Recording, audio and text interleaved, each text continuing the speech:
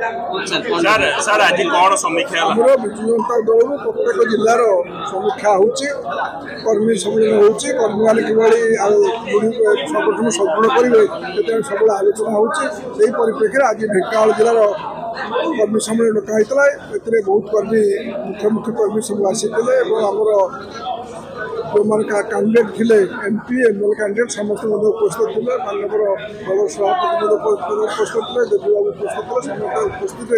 आज आलोचना है ढेंकानाल जिला को संगठन दृढ़ीभूत हम गत 5टा निर्वाचन 4टा निर्वाचन ढेंकानाल जिला सब विजु जनता था एपाली ढेंकानाल जिला समस्त कैंडिडेट हारी अल्प हारी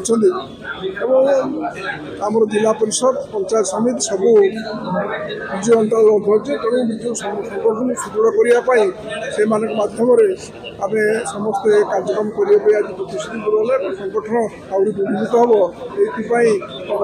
ये मानवर राज्य सभापति वर्षा दिन गला ढेंकानाल जावाई आज प्रतिश्रुति मुझे विपर्य जो घटी आम समस्ते जो आलोचना होती साधारण लोग जानते विपर्य आम जाचे समस्ते विपर्य कहीचे आम समस्ते आम राज्य सभापति सत कथा कही आलोचना करी भविष्य आमर जो विपर्य घटी न हम से समस्ते कार्यक्रम